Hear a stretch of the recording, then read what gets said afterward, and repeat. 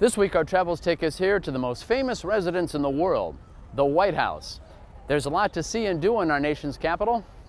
Let's explore Washington, D.C.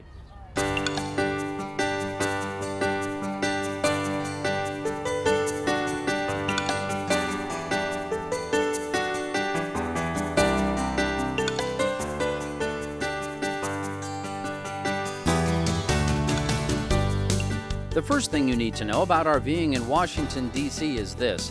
The traffic patterns here will probably drive you crazy. The architect of the nation's capital was French engineer Pierre-Charles Lafont.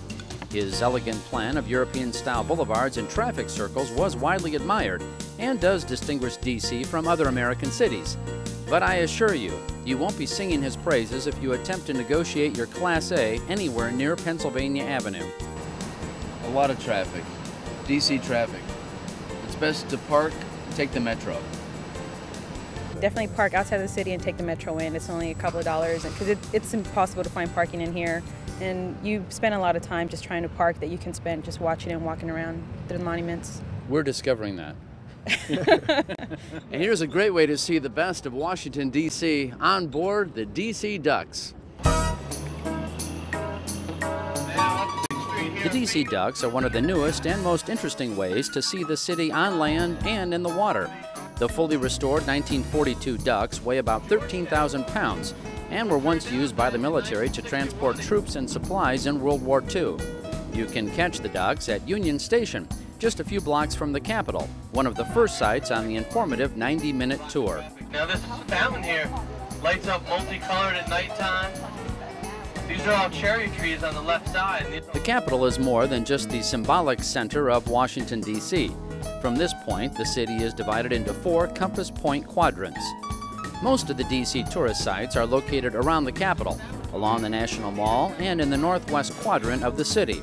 The tour takes guests along this corridor, past the National Archives, housing the original Declaration of Independence, Constitution, and Bill of Rights. We're going to Pennsylvania Avenue, check out the archives, jump onto Constitution Avenue, get a good look at the White House. Then we jump in the river.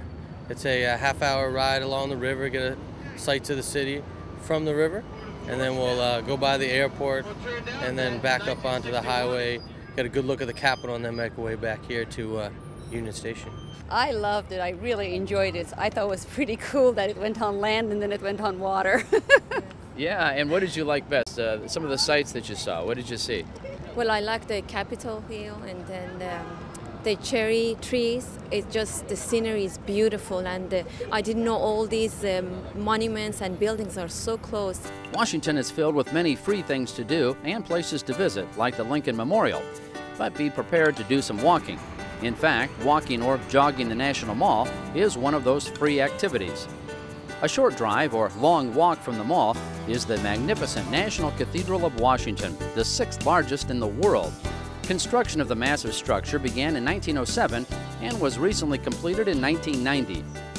Other free D.C. activities include visiting the U.S. House and U.S. Senate in session, observing the Supreme Court in session, and a visit to the Museum of Natural History, where you can see Dorothy's ruby slippers at the world-famous Smithsonian Institute. Because it looks like he was in pretty good shape. Yeah, I think Washington seems to have been very fit late in his life. He was in his 60s when he served as president. Has anyone told you that you bear a little bit of a resemblance to the current president? You know, I have to say at one time someone has said that to me. Visitors have the opportunity to play chief executive at a popular interactive display featuring speeches of 3 former presidents displayed on a teleprompter.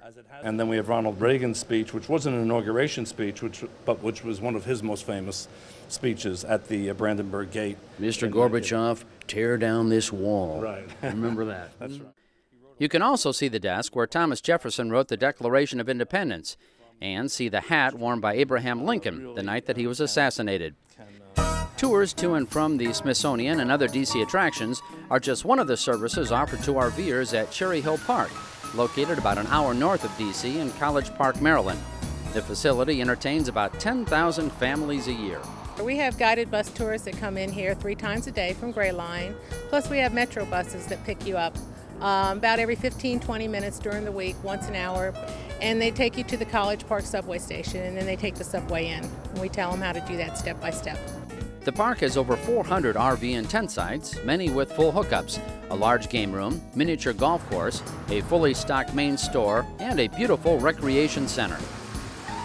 This is one of 2 huge swimming pools here at Cherry Hill Park, and a nice way to cool off after touring the sights of Washington, D.C. So you're enjoying the nice pool out here? I love it. It's nice. Yeah. First day that it hasn't been raining. Come out and get some sun. And that bright sunshine was drawing many others to the pool after a month of rain in the D.C. area. After relaxing back at camp, you might be looking for an historic dinner location in town. The old Ebbett Grill is your choice. The Ebbett opened in 1856, making it the oldest establishment in D.C. It's not uncommon to have 2 tourists in jeans and t-shirts having a burger and a beer at one table, and right next to them could be the Vice President of the United States in tuxedo on his way to a theater or something like that. And it's what sort of is the charm of, we talk about the place, when we open up that revolving door, you never know who's going to come through, but we do know a lot of people will be coming through. You never know who you might run into at the old Ebbett Grill. And all that great seafood gives you the energy to hit the other D.C. evening hotspots, like DuPont Circle, and then prepare for another day to take in the great sights of Washington, D.C. Coming up, we'll take a look at some classic vintage RVs. That's up next. Is that original or is this an addition that you made?